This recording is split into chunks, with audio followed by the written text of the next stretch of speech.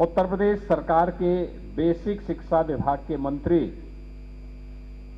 श्री संदीप सिंह जी, वाराणसी के महापौर श्री अशोक तिवारी जी, जिला पंचायत अध्यक्ष श्रीमती पूनम मौर्य जी, माननीय विधायक डॉक्टर नीलकंठ तिवारी जी,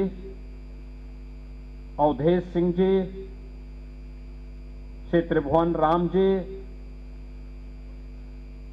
सुशील सिंह जी, विधान परिषद के माननीय सदस्य श्री हंसराज विश्वकर्मा जी, धर्मेंद्र सिंह जी, अपर मुख्य सचिव शिक्षा पार्थ सारथी सेन शर्मा जी, यहां पर आज के इस कार्यक्रम के अवसर पर उपस्थित बेसिक शिक्षा विभाग के सभी अधिकारीगण, सभी सम्मानित शिक्षकगण और जिन बच्चों को आज यहां पर स्कूल चलो अभियान के इस पावन कार्यक्रम के साथ जोड़ा गया है, ऐसे हमारे शिवपुर के इस विद्यालय से जुड़े हुए हमारे सभी भारत के जो भविष्य हैं, ऐसे सभी बालक और बालिकाएं और उपस्थित बहन और भाइयों, मैं सबसे पहले बेसिक शिक्षा विभाग को स्कूल चलो अभियान के लिए हृदय से बधाई देता हूं। इस पूरे कार्यक्रम के प्रति अपनी शुभकामनाएं भी व्यक्त करता हूं।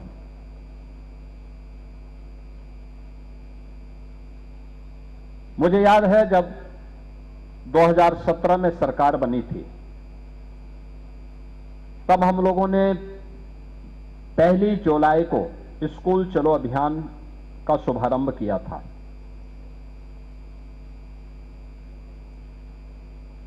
उससे पहले मुझे प्रदेश के अंदर अलग अलग जनपदों में जाने का अवसर प्राप्त हुआ था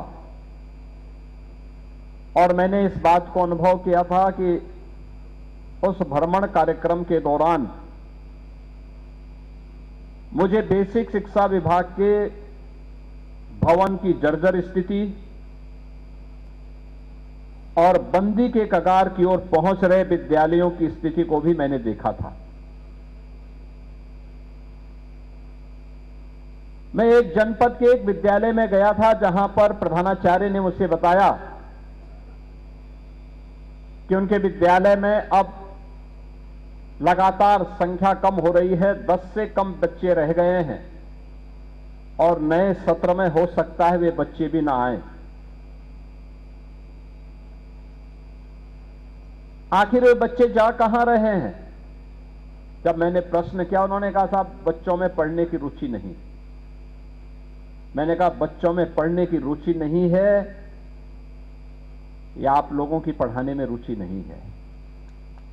ये दोनों में अंतर है। उसकी जिज्ञासा को बढ़ाना ये हमारा काम है। शिक्षा ये केवल सर्टिफिकेट उपलब्ध करवाने का या डिग्री हासिल करने का माध्यम नहीं है। ये मनुष्य को मनुष्य बनाने के लिए, उसको संस्कारित करने के लिए,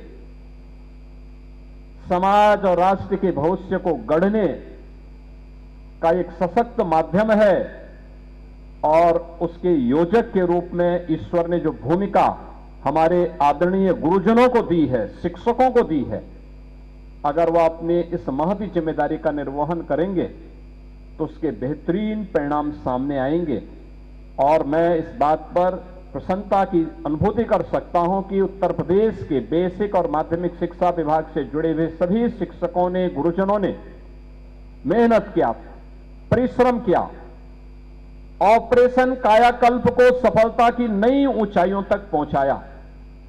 स्कूल चलो अभियान में हर बच्चे को स्कूल तक पहुंचाने के लिए अपने स्तर पर प्रयास किया। आज परिणाम क्या है? आज ऑपरेशन कायाकल्प की जब बात आती है तो भारत सरकार के नीति आयोग ने भी देश के अंदर शिक्षा के सक्सेस स्टोरी में उत्तर प्रदेश के हिस्से में जो सबसे सक्सेस स्टोरी दी है वह ऑपरेशन कायाकल्प को दिया है कि ऑपरेशन कायाकल्प में कैसे 1,36,000 से अधिक विद्यालय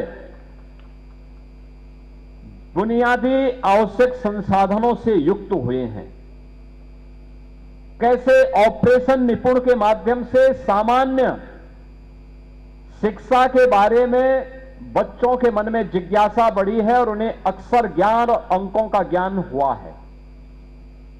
ये सभी वे उपलब्धियां हैं जिसने उत्तर प्रदेश के अंदर बच्चों के मन में स्कूल जाने का, और ये तभी संभव हो पाया जब शिक्षा विभाग के अधिकारियों ने और हमारे शिक्षकों ने मेहनत की, परिश्रम किया, और आज परिणाम हमारे सामने है कि जो जर्जर हो चुका था वही विद्यालय में 3 वर्ष के बाद गया। तो 3 वर्ष के बाद मैं तब इसलिए गया था क्योंकि वही प्रधानाचार्य 3 वर्ष के बाद उस विद्यालय में 250 से ज्यादा बच्चे थे और विद्यालय का चयन, प्रधानाचार्य का चयन राष्ट्रपति पुरस्कार के लिए भी हुआ था। और तब मैं उस विद्यालय में फिर गया था। मैंने कहा क्या है? उन्होंने कहा साहब हमारे विद्यालय में अब 250 से ज्यादा बच्चे हैं और विद्यालय में हर अभिभावक इस कार्यक्रम के साथ जुड़ता है, वह आप भी उसका उदाहरण बन सकते हैं। आज जो चर्चा यहां पे हमारे मंत्रीगण कर रहे थे, सत्र के पहले की स्थिति क्या थी? न सरकार के एजेंडे में शिक्षा थी, न गरीब बच्चों के बारे में या सामान्य किसी भी बच्चे के बारे में कोई चिंता भी नहीं थी, क्योंकि उनके लोग नकल कराते थे। नकल कराने के लिए उनके लिए आवश्यक था कि स्कूल में पठन पाठन न हो, भले इन बच्चों के भविष्य पर विपरीत असर पड़े, उन पे कोई चिंता नहीं होती थी, उनका अपना काम चल लेता था। एक काम चलाओ व्यवस्था से समाज का उन्नयन नहीं होता है, राष्ट्र सशक्त नहीं होता है, समृद्धि की नई ऊंचाइयों तक हम नहीं प्राप्त कर सकते। याद रखना, सामाजिक और आर्थिक समानता लानी है, सामाजिक न्याय के लक्ष्य को सही मायने में जमीनी धरातल पर उतारना है, तो हमको सबको शिक्षित करना पड़ेगा। आदरणीय प्रधानमंत्री जी की प्रेरणा से जो परिवर्तन आया है, याद करिए क्या स्थितियां थी। ड्रॉप आउट रेट 19% से अधिक था यूपी के अंदर 2017 के पहले। तीसरी, चौथी, पांचवी, छठी क्लास के बाद बच्चे स्कूल छोड़ देते थे, नहीं जा पाते थे। लोग क्या बोलते थे? हम बोलते थे क्यों बच्चे स्कूल छोड़ दे रहे हैं, क्यों हमें दिन भर बच्चे घूमते हुए दिखाई देते हैं,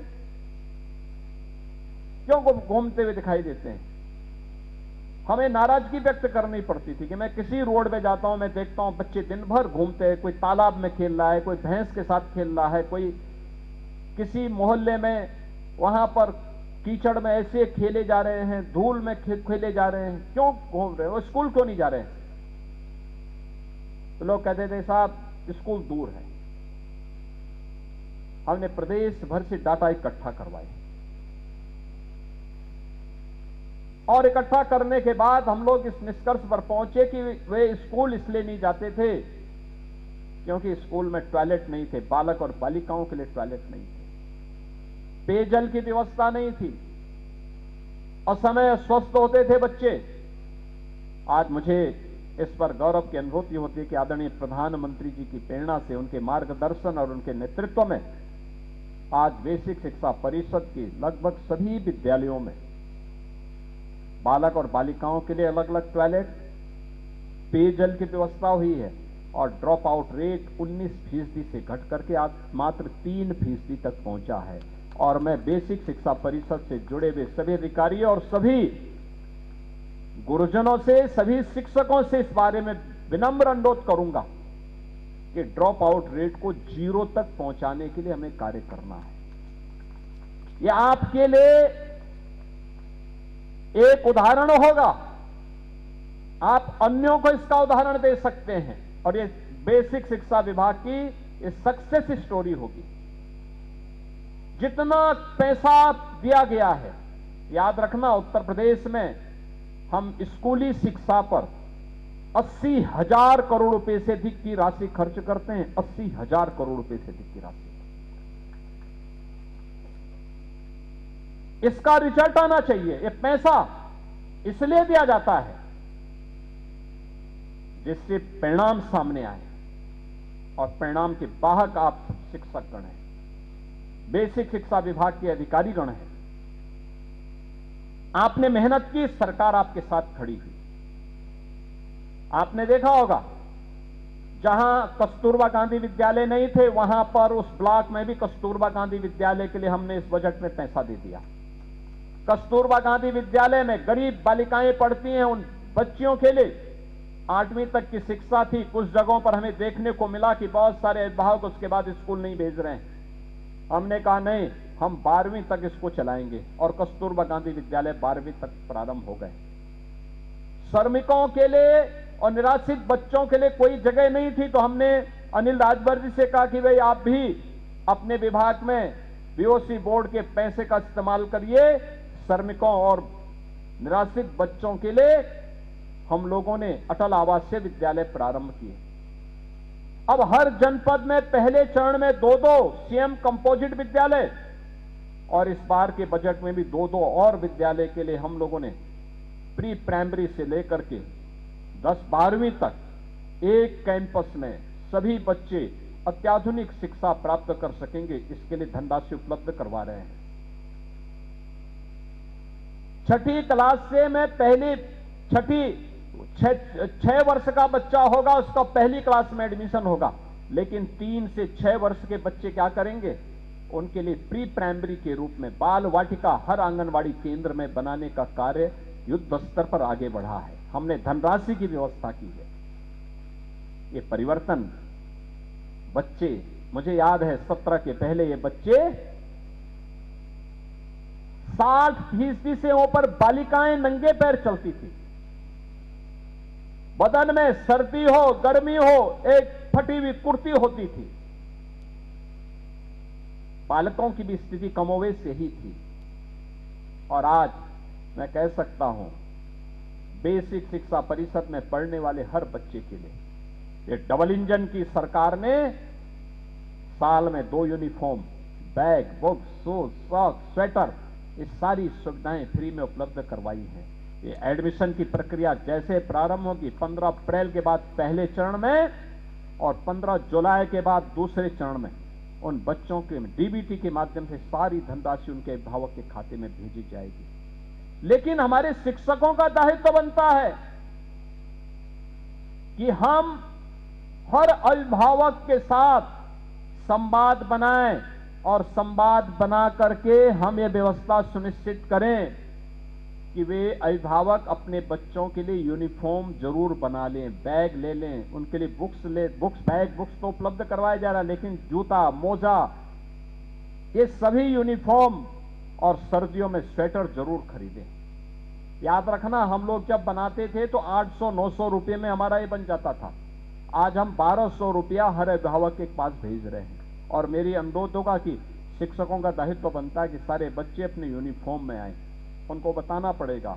याद रखना, ये सौभाग्य सबको प्राप्त नहीं होता है कि देश के भविष्य को गढ़ने का, उसको तराशने का जिम्मेदारी जो ईश्वर ने आपको दी है, उस दायित्व का ईमानदारी पूर्वक निर्वहन करेंगे तो आप लोग का जीवन भी यशस्वी होगा। और ये बच्चे जब आगे बढ़ेंगे तो आपको स्मरण करते हुए आपको सदैव सम्मान देंगे। हम लोग आज भी जिन शिक्षकों ने हमें बचपन में पढ़ाया था, मैं कभी मुझसे मिलते हैं तो मैं आज भी उनका पैर छूता हूं।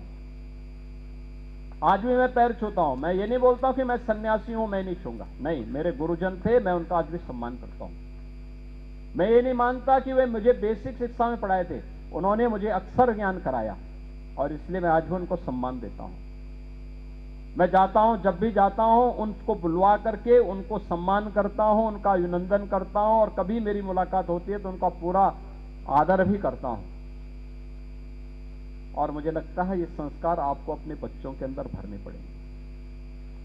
मुझे बहुत अच्छा लगा, मैं एक दिन पढ़ रहा था कि चित्रकूट के जिलाधिकारी ने अपने बच्चे का एडमिशन आंगनबाड़ी केंद्र में करवाया है। आप भी तो कर सकते हैं। जहां आप पढ़ा रहे हैं अपने बच्चे को वहीं लेके जाइए। जब बच्चा आपका वहां पढ़ेगा और एक स्वस्थ प्रतिस्पर्धा आगे बढ़ेगी। हमें बेसिक शिक्षा परिषद के विद्यालयों को जब सरकार संसाधन उपलब्ध करवा रही है, उसको भी हमें इस अनुरूप बनाना है कि वह भी किसी कॉन्वेंट और किसी पब्लिक स्कूल के साथ ही केंद्रीय विद्यालय की तर्ज पर वह भी कार्य कर सके। और इसी के लिए हम लोगों ने अपने स्तर पर एक प्रयास किया है। बेटी के लिए जन्म लेने से लेकर के, बेटी जन्म लेगी, मुख्यमंत्री कन्या सुमंगला योजना से हमने आच्छादित किया, उसके नाम पे पैसा जाएगा। बेटी 1 वर्ष की होगी और सभी प्रकार के टीका उस पे लग गए, फिर उसके अकाउंट में पैसा जाएगा। बेटी 5 वर्ष की हुई और पहली क्लास में एडमिशन ले रही है तो भी उसके अकाउंट में पैसा जाएगा। बेटी ने 5वीं पास कर लिया, 6ठी क्लास में एडमिशन लेगी, रजिस्ट्रेशन के साथ ही उसके अकाउंट में पैसा जाएगा। ऐसे 25 लाख बेटियों को उत्तर प्रदेश सरकार वर्तमान में कन्या सुमंगला योजना के माध्यम से धनराशि उपलब्ध करवा रही है। शिक्षक मनोयोग से काम कर सके। आपने देखा होगा अभी हाल ही में हमारी सरकार ने कुछ निर्णय लिए हैं। अनुदेशकों को 17,000 रुपए का मानदेय, शिक्षा मित्रों को 18,000 रुपए का मानदेय इसी महीने से हम लागू करने जा रहे हैं। शिक्षक हो, शिक्षा मित्र हो, रसोईया हो या फिर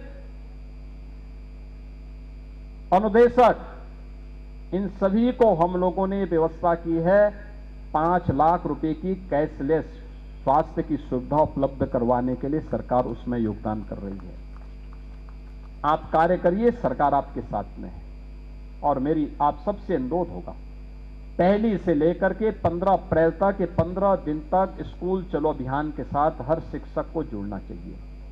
अच्छा होगा प्रधानाचार्य किसी दिन सभी अभिभावकों के साथ भी बैठे, फिर प्रातःकाल विद्यालय अगर 8 बजे प्रारंभ हो रहा है, 7 बजे आप घर से निकल करके उस गांव में अलग अलग शिक्षक अलग अलग मोहल्ले में एक बार राउंड लगाते हुए जाएं। हर अभिभावक का घर खटखटाइए और दस्तक दीजिए घर पे। बोलिए आपका बच्चा कोई स्कूल से वंचित तो नहीं, और बोलिए सब कुछ सरकार फ्री में दे रही है, आप अपना रजिस्ट्रेशन करवाइए। चलो अपने हाथ से बच्चे को स्कूल लेकर जाइए, कोई बच्चा छूटने ना पाए। यह संकल्प जब हर शिक्षक का होगा, हर शिक्षा मित्र, हर अनुदेशक का होगा, ये पवित्र कार्य, राष्ट्रीय कार्य है। याद करना,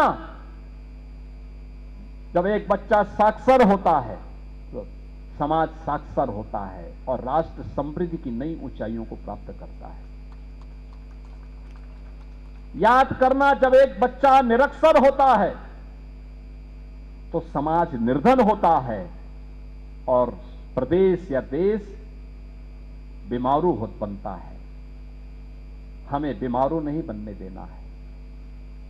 हमें अपने बच्चों को साक्षर बनाना है, हर नागरिक को साक्षर बनाना है, समृद्धि की नई ऊंचाई तक पहुंचाना है, विकसित भारत के लक्ष्य को प्राप्त करने की दिशा में आगे बढ़ना है। और इसीलिए पहले चरण में 1 से 15 तक इस मेहनत को करिए। जैसे ही बेसिक शिक्षा विभाग के सभी प्रकार के डाटा आपके उपलब्ध हो जाएंगे,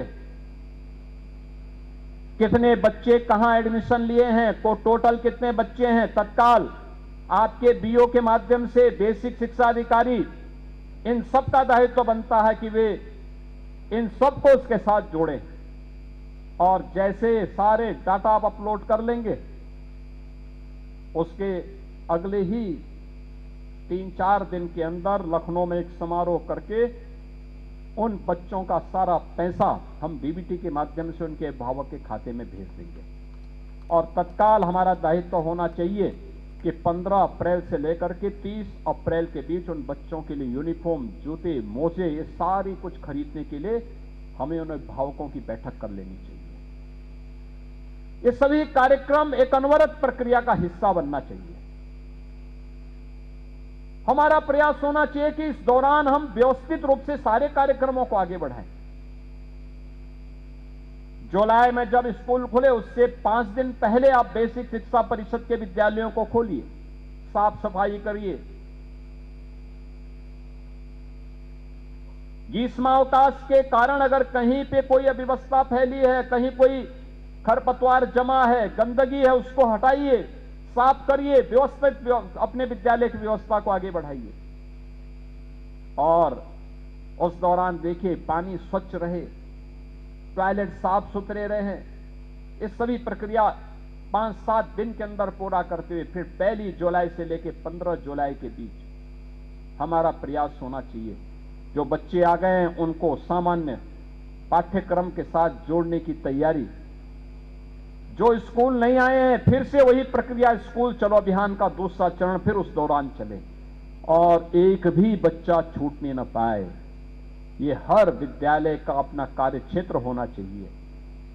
हम पढ़ाएं, उदाहरण देकर के पढ़ाएं, कविता के माध्यम से, गीत के माध्यम से।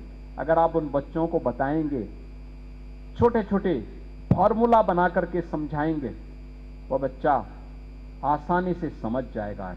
अब रटने की परंपरा नहीं, अब तो कौशल युक्त ज्ञान से उस व्यक्ति को युक्त करना, उस बच्चे को युक्त करना है। इसके लिए आपने देखा अनेक प्रकार के कार्यक्रम चल रहे हैं। हम भी इस अभियान के साथ जोड़ सकेंगे तो राष्ट्र निर्माण के उस कार्यक्रम का हिस्सा होगा, जिसके लिए आदरणीय प्रधानमंत्री जी पूरे देश का आह्वान कर रहे हैं और एक पवित्र कार्य है।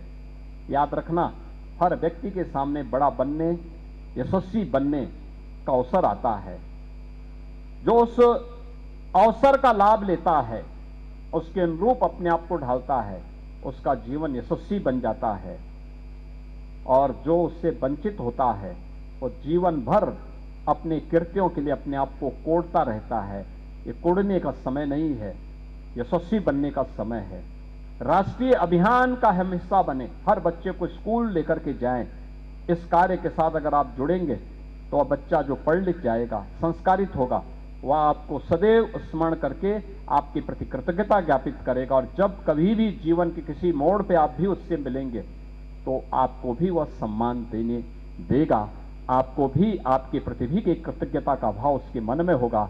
इस विश्वास के साथ स्कूल चलो अभियान के लिए मैं बेसिक शिक्षा परिषद से जुड़े हुए सभी अधिकारियों से कहूंगा, हर बेसिक शिक्षा अधिकारी अपने अपने जनपदों के जनप्रतिनिधियों के साथ भी बातचीत करें।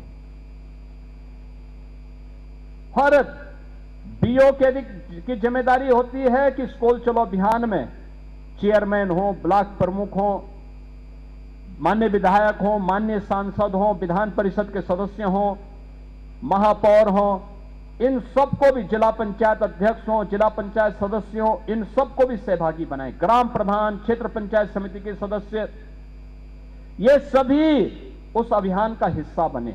हर अभिभावक को इसका हिस्सा बनाएं। अगर आप बना पाएंगे तो यह एक जन आंदोलन बनेगा।